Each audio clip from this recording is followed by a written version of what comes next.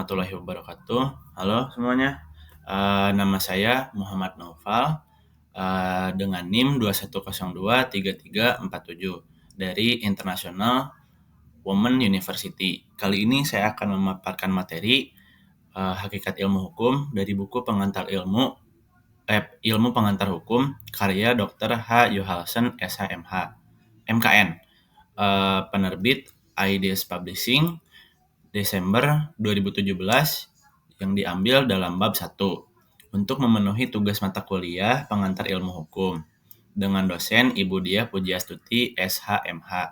Oke, kita mulai ke pembahasannya, yaitu tentang pengertian hukum. Ilmu hukum merupakan pengetahuan yang objeknya adalah hukum, mengajarkan berbagai aspek hukum dalam manifestasinya. Ilmu hukum mencakup 3 perspektif utama sebagai kaidah ilmu, ilmu pengertian, dan ilmu kenyataan.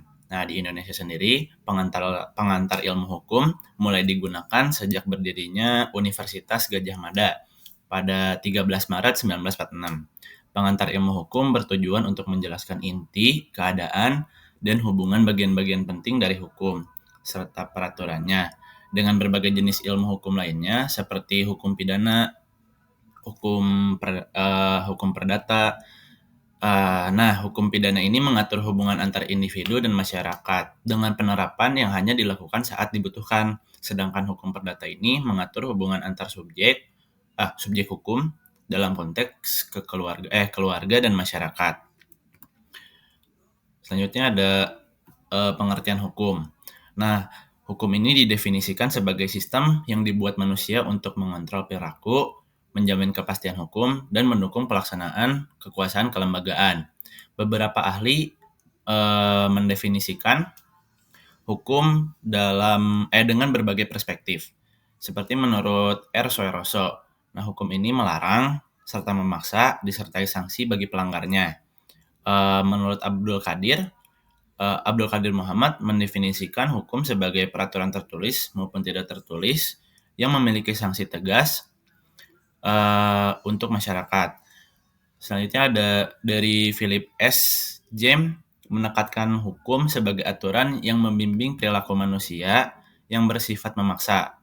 Jadi secara umum, tujuan mempelajari hukum adalah membentuk kepribadian manusia yang sesuai dengan nilai-nilai tertentu. Selanjutnya kita membahas tentang kedudukan pengantar ilmu hukum. Nah, kedudukan pengantar ilmu hukum ini adalah sebagian dasar bagi studi kasus lanjutan, sekaligus mata kuliah ahli di Fakultas Hukum. Pengantar ini memberikan pemahaman dasar, baik secara garis besar maupun mendalam, tentang berbagai aspek hukum. Terkait status ilmu hukum sebagai disiplin ilmu, menurut B. Arif Sidarta, ilmu hukum memiliki 2 makna, sebagai produk dan proses. Untuk sebagai produk, ilmu adalah pengetahuan yang telah teruji kebenarannya dan disusun secara sistematis. Sebagai proses, ilmu merujuk pada upaya memperoleh pengetahuan secara sistematis. Ilmu hukum harus memenuhi syarat, memiliki objek kajian, metode sistematis, serta bersifat universal dan berlaku umum. Jadi menurut syarat-syarat ini, banyak sarjana hukum yang meyakini bahwa ilmu hukum layak disebut sebagai ilmu. Selanjutnya ada tujuan dan fungsi hukum. Nah, hukum ini memiliki tujuan penting. Seperti menurut Purnadi dan Swejono Sukanto, tujuan hukum adalah menciptakan kedamaian antar pribadi yang melibatkan keterlibatan eksternal. Van Apeldoorn juga menambahkan bahwa hukum bertujuan untuk mengatur pergaulan manusia secara damai dengan menjaga perdamaian melalui perlindungan terhadap kehormatan, kemerdekaan, jiwa dan harta benda individu. Sementara itu, R. Swayabakti melihat hukum sebagai alat yang mengabdi pada tujuan negara untuk menciptakan kemakmuran dan kebahagiaan rakyat. Selanjutnya ada fungsi hukum. Nah, ini yang terakhir. Fungsi hukum juga beragam. Pertama, hukum menjadi alat ketertiban masyarakat dengan mengatur perilaku manusia melalui perintah dan larangannya.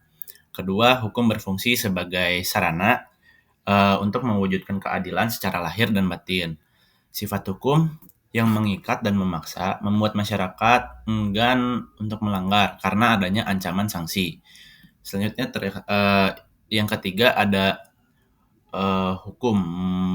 Ini berfungsi sebagai alat penggerak pembangunan yang digunakan oleh otoritas untuk mengarahkan masyarakat menuju kemajuan. Oke, dengan demikian, ilmu hukum tidak hanya menjadi disiplin yang mengatur kehidupan bermasyarakat, tapi juga berperan aktif dalam menciptakan keadilan, kedamaian, dan kemajuan sosial.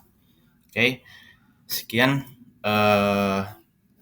yang bisa saya paparkan mengenai materi hakikat ilmu hukum dari buku pengantar ilmu hukum. Selebihnya mohon maaf jika banyak kesalahan. Terima kasih. Wassalamualaikum warahmatullahi wabarakatuh.